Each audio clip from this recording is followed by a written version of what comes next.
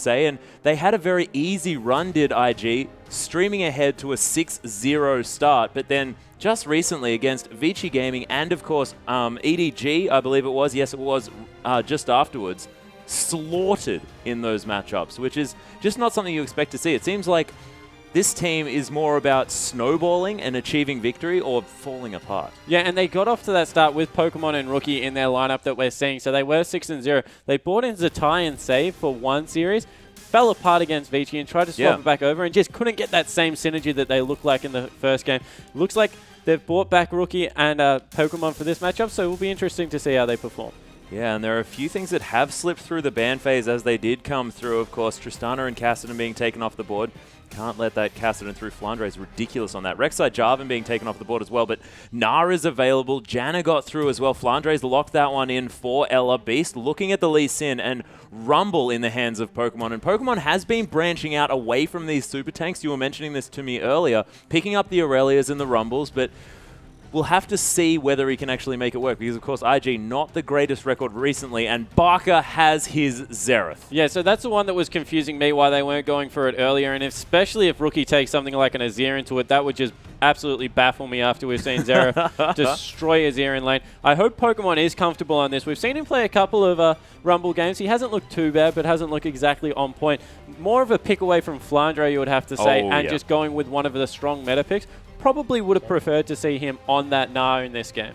Yeah, well, exactly. And Pokemon is very good at setting up for his team, plays a lot of these team fighters. Gnar really suits that style, but Kid's going to lock in the Corki here as well. And I'm incredibly excited to see this coming through because it does mean that Rookie can pick up an AD there in the mid lane, of course, with Rumble there as well, means that you mix up that damage a lot as well. But if Rookie does go for something that's magic damage, then they're going to have an incredibly magic-heavy team. Yeah, and if anyone isn't slumping on their lineup, it is Kid. He has gone from strength to strength, has looked terrific. Oh, yeah. Also, Cacao having Lee Sin, that's one of his comfort picks, being able to pick that up. But they've just given away a very strong lineup over the other side.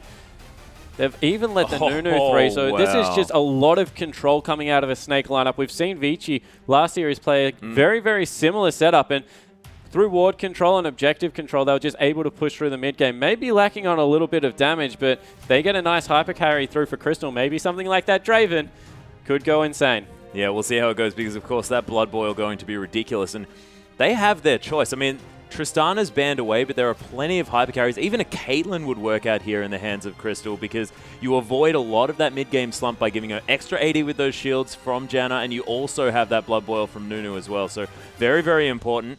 Over the other side, Invictus Gaming are looking to counterpick themselves once again. Yeah, so they've taken that Azir into Xerath matchup. See how it works out. Barker, of course, a very good Xerath. Rookie can perform on lots of different champions in the mid lane. Is one of those people that has quite a deep champion pool, everything from TF to a couple of assassins. I like the Morgana pickup, going more team fight focus, trying to get people locked down on top of that equalizer. They've got a lot of repositioning that can come out, so not bad. If they go with Sivir here, I think they actually do lack on damage in the late game. If this goes anywhere past 35-40 minutes, they definitely aren't in a position to, I guess, match the damage that will come out. So it looks like they're swapping away from that one. They're hovering over the Draven, and that would be not lacking in damage whatsoever. It'll also be the most exciting thing to watch. Crystal's Draven once again. And when this guy picks up this champion, man, it's ridiculous. And there was a little bit of smack talk going on in the champion select, and I think Crystal's just saying, yeah, no, none of this anymore, guys. I'm just going to throw axes at you. Yeah, he certainly is. He needs to be careful of Cacao. Cacao actually is pretty famous for not going for the traditional insect with the ward hop. He looks for more flanks and trying to get behind people, so looks to kick people back through their team. So if Crystal can avoid that, there is a lot of potential zone control and damage they can put down, but it's also a very unforgiving team comp in the fact that if he drops an axe, that's a lot of the damage that they're relying on. Yeah, that's very true. Even with the Blood Boil and the Janna Shield as well. But this is Crystal, and this guy is so comfortable on Draven, really able to predict where those axes are going to go. He moves fluidly in order to pick those up. It's fantastic to see, and so we'll see whether he can demonstrate that yet again against arguably one of his most difficult lane opponents in Kid and Kitties. Yeah, Kid and Kitties have been on point throughout. I think that they have a fairly passive lane in a Corki Morgana. Corki, of course, likes to get aggressive, but Morg really doesn't add much to this lane. Yep. We'll just be able to get that added bonus AD from the Janna and just CS at will. I think that the junglers really will look to make an impact to this and get going pretty early. Yeah. So we'll see whether they do manage to lock it down. But having Flandre, who is just such a fantastic teleport user and aggressive player, this champion will work out in every facet of his playstyle. Mini-Na is just horrible to deal with, harasses you down all the time. You've got Hyper there stacking up, getting all that bonus damage as well. So then he turns in to his Mega Na form and can just crush a team fight in the way that Flandre is known to do. Yeah, exactly. And Flandre, you mentioned the teleport usage. You can't mention Flandre without the early home guards as well. He does like to pick those up, and he teleports at will. So looking to see if he can get himself around the map. I guess he won't have as much impact damage-wise early as what Pokemon will, but definitely will provide that CC. Yeah, and we'll see whether Snake can effectively avoid those equalizer fights around Dragon that we talk about oh so much, of course. Rumble is just fantastic in those mid-game stages. When he manages to pick up that Haunting Guise, perhaps those Sorcerer's Shoes as well, just really, really scary to have to deal with that. But with the likes of Draven on their side and the fact that they can zone out with a lot of this Xerath poke as well, I could imagine that Snake's probably fairly happy to go for some sort of fight early on. Yeah, I think the Snake will be happy to fight early on without getting in there, getting in the face, trying to have some aggressive counter jungling as well, get Cacao out of the game. But yeah, I think that they'll look to do it. Yeah, and we'll see whether they do manage to. In-game, we do actually have a pause beginning this map, ladies and gentlemen, just letting you know. So we're just going to have a chat about these team comps just for a little bit longer as we get into this match. But I am a little bit worried about the Morgana pickup just because they are into a Draven, and it gets very, very frightening when you've got this sort of passive laner that doesn't do all that much apart from sort of disengage. You can land that Freak Dark Binding as well, really line up the Phosphorus Bomb. But apart from that, not going to be helping out too much with that Black Shield. Yeah, no, but in lane, maybe not, but Morgana is one of the few hard counters to Janna as soon as Jarvan gets taken off the board. Lissandra is probably the only other one, so we'll ensure that Cacao can fly in there with a Black Shield on and not be affected by all this zoning, slowing, pushbacks that can come through. And they also don't have that much magic damage, with the exception of Baka, to break that Black Shield early on. Yeah, so that's true. I do like the pickup in regards to how it will play out around these Dragon fights. It's very important to be able to get through the zone control and get to the two important carries. Yeah, now that I think about it as well, as soon as Beast comes in for a gank, he's going to want to throw out the Ice Ball, but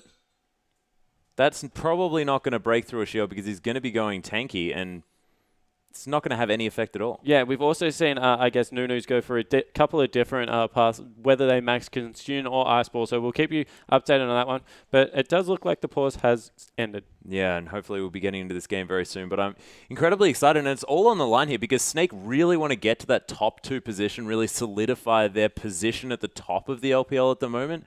Whereas Invictus Gaming, they need to fight back against a team that they can prove themselves against, because their run for the first 3 games, we spoke about this a lot, is that, you know, haven't been all that strong. But we're going to get onto the Rift.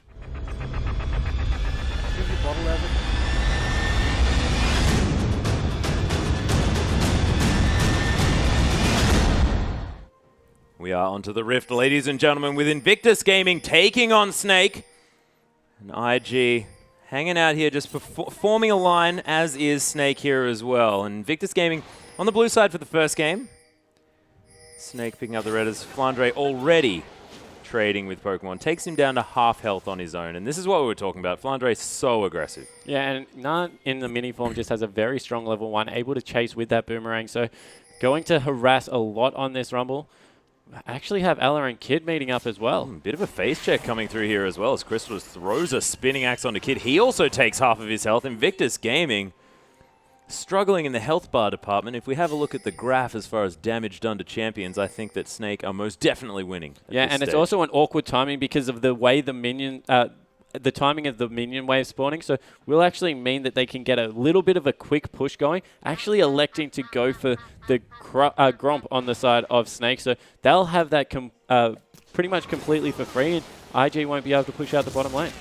No, because Kid, of course, had to go back to base, didn't pop the potion, which is definitely something to note here, as Beast going to be consume smiting away this red buff, and sort of mirrored starts here for both of our junglers, apart from the different coloured buffs. Yeah, certainly is. One sorry, Kakao opting to start on that Gromp to just get the extra damage going through. Lee Sin jungles extremely well, as does Nunu, so they'll both fly around their jungle relatively quickly, but Crystal looking to abuse this early level 2. Yeah, Crystal managing to pick that up from the Gromp, and you can just see, with that shield coming through from Janna, just so much damage onto Crystal. Yeah, and Kakao actually going relatively low after his first buff, so look for him to, I guess, try and heal his way back up. Beast, on the other hand, Nunu just jungles so well in the new jungle. Even with how much damage the smaller creeps does, just able to use that consume and really keep himself topped off. Yeah, Crystal continuing to push out this wave here on the bottom side of the map. Beast going a little bit low in that jungle, but we can see on the top side, Flandre about to transform into that Mega Gnar and has been shoving out this wave. Pokemon doing okay though. Yeah, able to just CS with Gnar. Not going to have much trouble for Gnar in the early stage of the game. Gnar will be able to harass him out of lane, but as soon as he's able to pick up those double pen items, we'll be able to, I guess, start trying to bully back a little bit. We'll see whether Pokemon can play a little bit more aggressively as the minions get walloped to death there on the top side. And Flandre effectively shoves that wave all the way into the tower. And man, Kid and Kitties are just suffering under here. Yeah, they certainly are. They're behind half CS at this point in the game, so always good to look at that CS in a percentage mark, and Crystal has started his campaign to build it up. However, in the mid lane, Rookie is really taking it to Baka on Xerath, has continued to shove this lane in, using his mana to really push that one out, and he's built up himself up a nice little 5 CS lead as well. It is early days, but that is not what we've been seeing coming through in this matchup. So far, it's been Xerath's just decimating Azir's in this matchup as far as the 1v1 is concerned, just because of that extra range being so useful. Snake actually taking an unfavorable trade down here on the bottom side. Yeah, so Corki's always going to be strong in lane, and we'll be able to consistently go toe-to-toe with this Draven, especially if they take the Black Shield into account, so there's no knock-ups coming through compared to a Dark Binding. In the mid lane, if we just touch on it a little bit more, I think that Azir is fine the first couple of levels. It's really after about level 7 that Xerath starts taking over, just when he has some points in that queue, so not surprised to see that it is going this way. Just expected Baka to be able to CS a little bit more effectively, as Kakao actually spots out an early pink ward, so that's good for him. He's going to be able to pick that one up. We're going to head over to the Scuttle Crab here as well, as Beast is going to set down another ward. Kakao notices it and disappears before he can do anything. Yeah, doesn't want to be consistently slowed by that Nunu this early on with all the support that can come out. Probably doesn't want to elect into an even fight, but this might be the first gank. Yeah, Kid actually taking a lot of damage, forced to use that Valkyrie. Beast just going to continue around the drive by Nunu. Yeah, it certainly is just looking to get in there early, seeing what he can make happen. Didn't really blow any summoner spells, but was able to get the lane pushed up to the turret. So Crystal will just pick up this CS and continue his massive advantage. Yeah, we'll see whether he can take that one forward. Of course, large minion wave under his turret as well, so this is only going to stretch out is this CS advantage for Draven, as Pokemon takes a lot of damage there on the top side. Kakao did end up going back to base, not being able to find anything in that bottom lane either. Yeah, and once again, another jungle Lee Sin electing to go for a longside before he picks up what could have been the first component of his Sightstone, and valuing that extra early game damage, looking to get into lanes to gank over what could potentially be some vision control for his team. Yeah, we'll see whether he does continue on that path. I mean, a lot of Lee Sin's will sort of just, if they have the money for a Sightstone, just pick that one up instead of the pieces of that Brutalizer. But we'll see what he does decide to go with, because of course Kakao generally does pick up that item relatively early on. Yeah, so we see a very good patient coming through. The Evolve will come as well. Yeah, there's the Gnar coming in as well. The Wallop coming down. Beast just comes in, takes the kill with a cute little Ice Blast. Almost unnecessary after the perfect play from Flandre. Yeah, it certainly was a great play from Flandre to catch him out. Maybe wouldn't have had enough of the last second damage and didn't want to have to tower dive over an Equalizer. So good backup there from Beast to be able to get that going. But we mentioned the bottom lane might have a lot of action. Flandre is an extremely aggressive top laner against a very passive Pokemon. Pokemon doesn't want to fight during lane, just wants to fight, get through it, and get into the team fighting phase. But Flandre is not going to let him do it. Actually goes back and picks up a Hex Drinker as well. So he's going to be looking to get even more aggressive in this lane now. And you can see he's also preparing to be ganked up here as well. Picks up that Cloth Armor, of course. Not going to be receiving too much physical damage from Pokemon, but if Kakao does come up there, he's going to need some sort of way to handle that. And this is another case of the top and bottom lanes looking a little bit shaky at the start of the game, and Kakao not being able to impact any with a gank. He really needs to get on his bike. He's at least in. If he doesn't impact this early game, he might just fall off to the point where Nunu runs all over him. Yeah, we'll see whether that does happen, of course. If Beast manages to get a lead as far as that vision control is concerned as well, Nunu can just run rampant along this game, not to mention the fact that his lanes are doing well.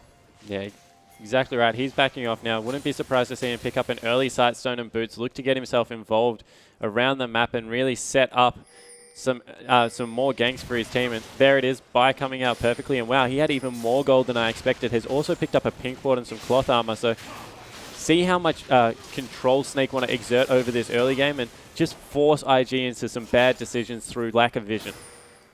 Yeah, and Flandre continuing to trade with Pokemon here, who has managed to pick up that Ruby Crystal, so looking a bit tanky here as well, finally managing to get a little bit of statistical advantage over his opponent.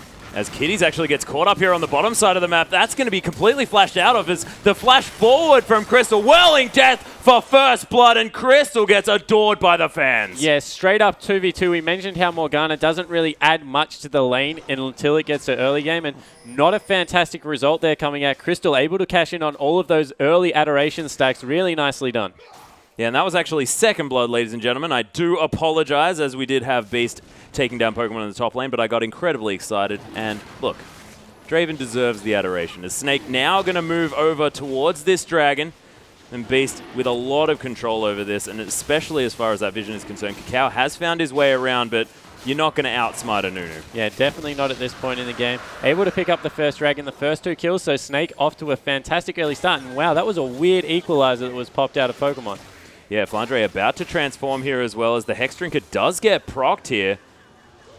He's going to get a fair bit of health back from that transformation, but Pokemon trading okay. That was a very strange equalizer, though. You are definitely correct. So able to force Flandre back. He also has an extra visitor up in that top lane in Rookie. Rookie, of course, very good at getting around and helping his side lanes. Just trying to shove Flandre out a little bit. A lot of CS now will crash into that turret. Yeah, and we'll see whether Flandre opts to use that teleport or whether he wants to walk back to that lane, because, of course, Dragon has been already taken, so he can afford to use it. So he uses that teleport, and that is a massive win for IG, because Flandre doesn't normally use it for the dragon fights. He uses it for the little skirmishes around the map. So if that means that for the next 5 minutes they don't have to worry about a Mega Gnar arriving unexpectedly in their lane, they can start playing a little bit differently. Maybe even try and get Kakao into the bottom side of the map and affect a gank. We'll see whether they do capitalize on it, because Kakao needs to make a move around 0-0-0. Now, he is ahead in farm, but it doesn't matter if the rest of his lanes are losing. But Rookie's still doing okay, even after that roam, still ahead in CS. Yeah, and once again, nice trade in the bottom lane, this time going back in Kid's favor. He's gone for a little bit more of a poke build. I like this out of a Corki into a Draven, because he's only going for that one Phosphorus Bomb auto attack, then needs to get away. Inconsistent damage, even with a Phage, Draven's always going to win that. Oh yeah, and this is a Draven with a BF Sword Vamp Scepter as well. So not only does he have the sustain, he's got a heck of a lot of damages. Kakao's going to make his way around here, wants to try and come in. Hasn't been spotted by any of the wards from Snake. Well, Rookie and Baka are also clashing heads over a little bit of a pink ward. He's been pinged out there, so was able to take it down. So Rookie actually performing very admirably in this mid lane, probably the only high point for his team at this point. Yeah, we'll see whether he can continue to move on, of course. We did see Xiaohu earlier on today on that Azir performing incredibly well on that Azir, despite the fact that I didn't manage to translate that into a victory. Oh, and again, another gank coming into this top lane. Yeah, Mega Gnar going to come in here as well, and we're getting a little bit deja vu here on the top side as the Wallop to come in as well. Absolute Zero not going to find its mark as Pokemon flashes, but a nice Gnar onto Pokemon into the wall. The Flamesmitter coming down, dangerous ganking a level 6 Rumble, but not going to be enough. Yeah, and in the end, another kill onto Flandre, this time in the top lane, so they're doing an extremely good job of camping this one out, and Kakao's been rendered absolutely useless. There's wards all over the map. He hasn't been able to get anything going for himself. He's gone for the really greedy build of just finishing that Warrior Enchant. Has no boots and no Sightstone compared to a Nunu that has boots too. He's absolutely flying around the map. He is, and he's been able to affect ganks. You can see 1-0-1 already. Flandre is moving throughout this game, now has a solid CS advantage too to the point of about 25 here in the early stages, and that's massive. Yeah, that's absolutely huge. And Crystal has the wave exactly where he wants on his side of the river, so he's still not that safe. As soon as he wants to hard shove this with Ella, they can just go back and shop, pick up their next major item. So really, things are going at this point in the game exactly how Snake wanted. And wow. Oh my goodness. Look at the auto attack damage coming through from Crystal, juggling these axes beautifully. Whirling Death is available, but the teleport to come through from Pokemon does get stood aside here. Yeah, and I don't understand what Pokemon was even going to accomplish by coming down. He has no ultimate, no flash. He's just a level 7 or 8 Rumble, level 9 Rumble that was going to come in and try and flame spit at people. In return, gives up his top lane turret to Flandre. Yeah, it's sort of almost had that equalizer available, but it's entirely correct. I can't really find a good reason for him to land there, but it did save Kid's life potentially if the dive was going to come through from Crystal. Yeah, so maybe just trying to stop a little bit of the snowball, but that's well and truly underway at this point. Crystal 20 CS up, so 120 to 100. Able to really bully out who we compliment as probably the highlight for this IG lineup. Rookie getting ultimated from Baka, just checking to see if that blue buff was available for a cheeky Sneal. Liked it a lot. Bloodthirster completed now for Crystal. Does have that dagger moving towards those Berserker's Greaves. Undoubtedly going to be going towards the last Whisper as his second buy. Of course, Crystal's Draven doesn't like to have too much extra attack speed. Of course, that W giving him plenty for that one. Yeah, so I believe he goes into the last Whisper, then the Yomu's Ghostblade into a Trinity Force seems to be the build that he's been picking up. Yeah, so mixing up the colors. I like it. And really depends on his axes being caught repetitively in these team fights. As soon as he drops one of those axes, not able to get the refreshes on the W to get the Trinity Force active going, does fall a little bit off in terms of damage. So being one of 2 damage threats on his team, needs to be careful that he's not getting dove upon by anyone in the IG lineup.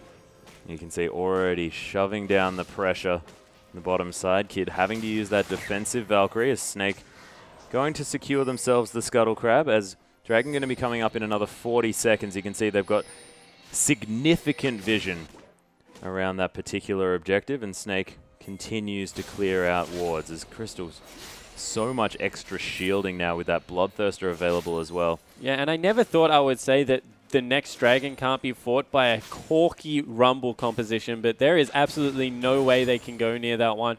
Flandre's too far ahead, already picked up another Giant's Belt, as well as some MR for himself. So looking to move in there. The Bloodthirster's been finished up, as well as the Athene's Unholy Grail. So everyone just in a very nice power spike. They'll grab this one away from free. IG just need to hope that they can get a top turret or something in response. Yeah, and Flandre actually still has his teleport available, so they can take this Dragon, which is going down extraordinarily quickly, and he can just go straight back up top as Crystal is bullying 2 members here on the bottom side and tanking up the turret for no reason as well. Yeah, so maybe he takes a couple of unlucky turret shots, but credit to him because he can sit there and bully 2 people back under the turret. And now there's 4 members strong for Snake in this bottom side of the map. Rumble actually roamed down, didn't elect to try and take that turret. So Pokemon making a decision to not push that one in, is looking for a little bit of a gank, has stopped his recall a couple of times. Yeah, just looking a little bit like a fish out of water at this stage is Pokemon. Questionable teleport, roam not quite working out for him as well. Does have that equalizer available, wants to use it now that he's strong, but never really able to find the right window.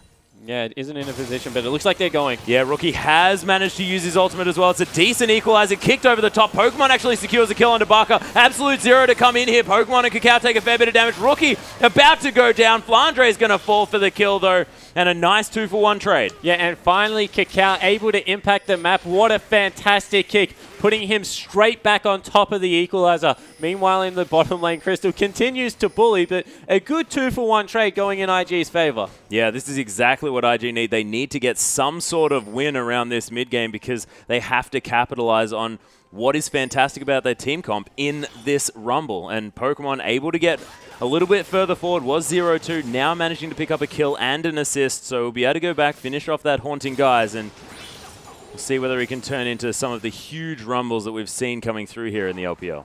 Yeah, certainly in a much better position than he was. Able to also pick up some free CS as Crystal continues his rampage. Oh my goodness, just swapping targets here as Ella comes through as well. Flandre's teleported in through the backside. We know that he loves that aggressive teleport. Doesn't even have Mega Knight. He's going to happily tank this one up as the Valkyrie's going to be used. The flash from Crystal. Flandre misses the boomerang. Kid is just holding on here. Is the W going to be available? The heal to come through, and the last boomerang strike from Flandre is going to secure that one. Yeah, not electing to give that one over to Crystal. I'm sure would have loved picking that one up, and really nice teleport coming in from Flandre. 3-1 and 2, 5 of 6 kill participation coming up absolutely massive on this Gnar, and I really have to question why Pokemon would go away from a very good tanky champion like Gnar onto Rumble, but we'll have a look at the replay. So this is just Crystal absolutely destroying two people, and once again he's doing it through an exhaust. Flandre comes in with a great teleport, able to pick up the back-end kill, actually gives that one over to Crystal, gives the next one to himself. And they have to spend a lot of summoner spells here. Crystal, in the end, even has to heal to get themselves back into range. But in the end, well worth it, able to pick up 2 kills for nothing. Yeah, beautiful play coming through from Snake after what was a little bit disappointing there in the mid lane for those guys, but we'll see whether Invictus Gaming can make use of that, of course. It's 0, 1, and 2 Rookie here in the mid lane against 0, 1, and 1, so the mid lane definitely going in favor of Invictus Gaming for the first time that we've seen as far as this Azir versus Xerath matchup is concerned. Yeah, that is definitely something to hang their hats on. Even going into more of a mid-game spike build here is Bucker picking up a Haunting Guise for himself. We normally see maybe the Death Cap come out as a second item, looking for more of that flat penetration to really get through for some mid-game damage, potentially looking towards his next dragon fight. Yeah, and I actually really like the fact that he's adjusted towards what is needed on the map here as well. Having that extra armor penetration, magic penetration, going to have those sorcerer shoes coming through relatively soon, you could imagine, as an equalizer comes through in the top side of the map. Pokemon trying to fight around it here as well, as Flandre does not have the transformation available, but Cacao's here as well. Flandre gets kicked back. There's the Sonic Wave, decides to hop back in. The bounce from Flandre is there. He does not have Flash available, so he's going to die. And Pokemon going to be able to enjoy an assist off that as Cacao gets the kill. Yeah, maybe a little bit unfortunate that Cacao picked that one up. Lee Sin doesn't do as much with gold, but Rumble also very good as a resourceless champion, and they do need someone tanky enough to deal with Crystal. So maybe not all bad as they donate a blue buff over. They do lose the mid lane turret for it, so they are roughly 3,000 gold behind. And a little bit of a mechanic focus there. If you looked at how Cacao attacked that gank, he kicked them, waited for them to land, and there's a little bit of a delay before he can move, before throwing out that Q. Just making sure he can line it up and hit it correctly. Gives himself a little bit more time. Yeah, beautifully played from Cacao, but this guy is a very seasoned Lee Sin player, and I think that when they did manage to win the last OGN, of course, last year in 2014, as the Arrows, he definitely played a lot of that Lee Sin to great effect in the last 3 matches. He managed to get them that one, so beautifully done. Crystal continuing to put pressure down in this bottom side of the map. Just wants to take this bottom tower so he can start affecting the rest of the map with this huge Draven who has a 40 CS advantage and 2 big items. Yeah, and they're really good at doing this. They make sure that they clear out the lanes in the lead up to Dragon as well. That is just an absolute massive advantage. He's 2,500 gold ahead of himself, which is everyone else is equal on the map pretty much within a couple of 100 gold of each other, except for Crystal's Draven, who's just absolutely massive. And they cleared it out well, and now they're setting up for an early another Dragon. 35 seconds left. They're actually sending Beast back, so this might be a little bit of a mistake because they've given a lot of zone control back to IG here. Yeah, Cacao going to take those Krugs, but Snake going to be able to set up some vision here as well. Okay, so the response to that is actually to just pick their duo lane up and rotate it into the river, and no one wants to fight these. Wow. Oh, Rookie actually going to use that ultimate there as well. Dark Binding does go wide, but there's the exhaust to come through onto Crystal, making sure he doesn't do too much damage. Gets kicked back. Cacao picks up the kill, and Ella now in a lot of trouble. Gets smited. That shield's not going to be enough because Azir does so much damage. A double kill now for Cacao, and Flandre, the next one on the menu here for Invictus Gaming. Yeah, and Rookie is going off in this game, having a terrific Azir game. Really set that up for his team. I said that no one would want to fight that. Rookie doesn't listen to the rules. He knows how fat he is, and unlucky to not pick the kills up for himself, to be honest. Cacao, 4-0-1 for his team. Maybe not where the gold wants to be. Maybe not, but a kill is a kill, and that is still 4 assists on this Azir, and he's still ahead in that gold as well. In that CS as well. So doing fantastically. Needlessly Large Rod was finished off by Barker, so forgoing the boots for now, because when you've got 1,600 gold, you want to spend it on a Needlessly Large Rod. That's just generally what you want to do. You certainly do, but not able to get those 2 kills into an objective, so not able to push into the middle turret. They will give up another Dragon here, so B's going to happily tank that one up. He is pretty tanky at this point in the game, and IG happy to just take their 2 kills, consolidate a little bit of that gold discrepancy, send their members back up into the top lane to farm up that massive wave. Yeah, and do you think this has a lot to do with the fact that IG didn't really have the timer on this Dragon at that point either? I think it was actually up when they got the 2 kills, so they definitely knew what was happening. I think they just thought they had a little bit too low health. They didn't want to fight an extended fight with a Xerath and a Nunu just being able to frontline them. So just elected to, as I said, cut their losses. They got some wins out of that one and just go back into standard lanes. Yeah, it just seems to me now that Snake have 3 of those dragons as well. I mean, after that next one does go down, Snake can really pressure for this 5th dragon, which is just so devastating if they manage to get it. And Invictus Gaming missing out on those 3 extra % of those attacking stats, which is just really important throughout the later ends of this game when the sort of multiplicative statistics are going to work out.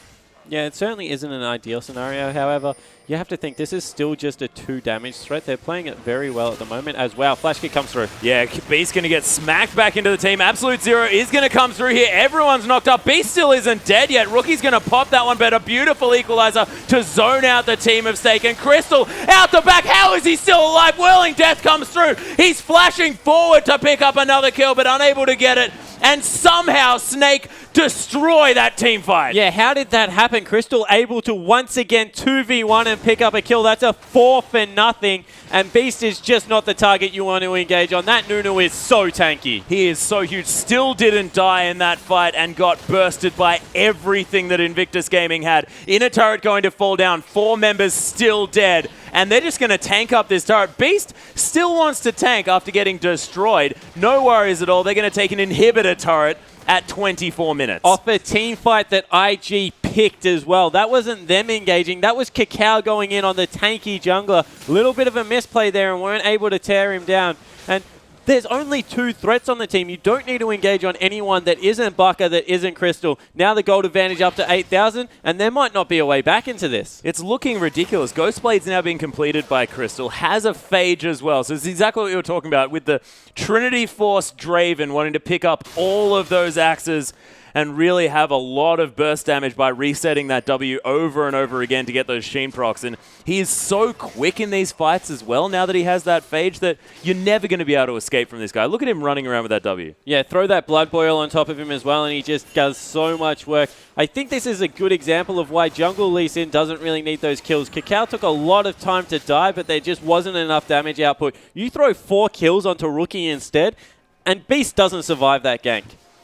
Yeah, and I think that it was a lot to do with Invictus Gaming not necessarily expecting Snake to all be there and join that fight. And Pokemon's Equalizer was fantastic, but just not quite enough to get them back into it. Yeah, so as we see, Last Whisper's been picked up by Corki, so he's going to be shredding this tanky top lane. Flandre actually doesn't even have any armor. He's got a Ninja Tabi. That's outright a bad buy there. It's just not a gold efficient buy unless there is enough armor for it, especially with someone like Corki, who does benefit from all of that mixed damage, so probably would have been better with boots too. As they take down a turret, so that's good news. Yeah, and set one up for themselves as well. Oh no, actually Sun Turret not going to come through. Kakao taking a lot of damage here from that Arcano. The flanks coming through from Flandre. Yeah, as per usual, the Emperor's Divide to come through to try and get everyone out of here. Crystal gets caught by a Dark Binding, and he's standing in that Equalizer as well. Does get Mikhail's out of that one as we have the ultimate coming down from Barker, shredding this team. There's going to be the ult from Beast as well to follow up, and Crystal, after destroying that Rumble, is now going to be on the chase. But Flandre manages to get everyone away, and look, Crystal was down to fairly low health there, but this Bloodthirster is doing so much work. Already max health again. Yeah, able to heal himself back through that. Didn't look like he was taking that much damage throughout. Nice ultimate pop by LPL just to top everyone off. This is in no danger of being stolen away from Beast Nunu. So another 2 for nothing trade, and they pick up the Baron off the end of it. You have to think, when you look back at the team, Kakao's been caught out. Yeah, Kakao has been found here coming through, wanting to steal this Baron, but Barker just, yep. He did kills that him much in one damage spell. that he didn't think he was going to kill him, that he threw another spell out. But as I was about to say, you think about to the one team fight that IG did when they were able to get that 2-for-0, where Kakao picked up the double kill, but they weren't able to translate it into objectives. Every single time Snake win a team fight, they turn it into something on the map, and that's where this massive gold leads come from. It is just ridiculous. Crystal now going back again, picks up a Zeal for himself, has a 4,000 gold lead on his lane opponent. And I know we're talking a lot about this Draven at this stage, but that is where all of the damage is coming from, and Crystal is ridiculous on this champion. Yeah, and Flandre's made a good adaptation to his build at this point as well. Going for a Trinity Force. We mentioned how there's not that much damage coming out of the Snake lineup if you take the Crystal Draven away and the Baka Xerath. So what is the response to that? Make sure that Flandre, being very tanky as he is, can put out persistent damage. Yeah, and picking up that Trinity Force, he is certainly going to be doing that. Can use a lot of spells in these fights as well. So once that Sheen comes through, going to be doing a lot of work. Only needs about 1,300 gold to finish off that Trinity Force. And with a Warmogs and a Banshee's Veil as well against this predominantly magic-focused team, he's not going to be dying at any time soon. Yeah, and the response to that is they've actually made Kid pick up some Berserker's Greaves, so going for more of an attack damage-based Corki, looking for potentially an Infinity Edge or maybe even a Bloodthirster off that. He needs to be able to shred through this front-heavy lineup, but I think that this is maybe just a little bit too little, too late at this point. And would you say building just more flat AD would have been a better idea as opposed to this Last Whisper? I would have thought an Infinity Edge would have been the best second buy here for Corki. Yeah, Infinity Edge maybe not, just because of how much gold that investment is. I think that he would have preferred to go something more of a mix, like a Blade of the Ruined King. Okay. I definitely agree that the Last Whisper isn't a good pickup. He needed more of a 2-item spike, and Last Whisper doesn't provide that for him whatsoever. Blade of the Ruined King would have given him the ability to shred through these tanks that don't have that much armor, as well as the ability to, I guess, kite a little bit more effectively against the Draven. We can see Snake now putting a lot of pressure on this bottom side of the map. They have Baroned up creeps here as well. Invictus Gaming are prepared for a fight, but I don't know whether they quite have the stats. Yep, Flandre is in Mega Gnar form right at this moment, so wanting to teleport relatively soon or in a little while. So Snake sort of wanting to play back a little bit and make sure that Flandre can come in exactly when he wants to. Yeah, but meanwhile, he's just going to take out the turrets by himself in the top lane. Very nicely played, just keeping pressure here, and Kakao looking for an engage. Yeah, trying to find his way in, start something off in this 4v5 situation. Right at the Arcane to come through as well, not quite finding the targets as Flandre is able to take down the turret in the top lane. This Sun turret here is just decimated under the wrath of Crystal, and Flandre continuing his assault down here as this Gnar. And the inhibitor now almost being given up here by Invictus Gaming. Yeah, Binding lands.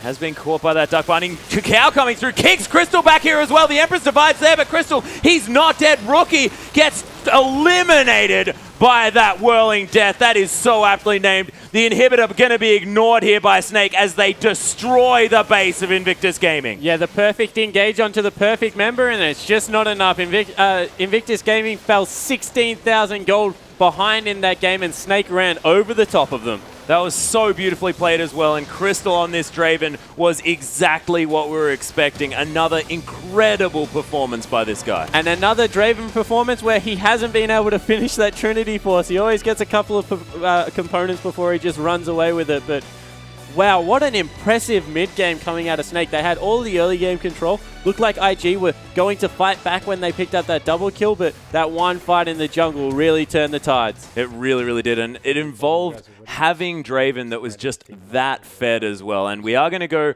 to a replay, and let's just try and focus on Crystal decimating everyone. I think this is where he goes down to in that 2v1 situation and doesn't actually die. So this is where they get the kick onto Beast. So if we roll this one out, keep your eye on exactly how Kakao engages this one. So Beast is clearing out a ward. Kakao goes in and gets a flash kick. And if anything, if any of the gold had been on Rookie here, he would have gone down, but wasn't able to. Flandre gets a teleport in. Crystal goes extremely aggressive.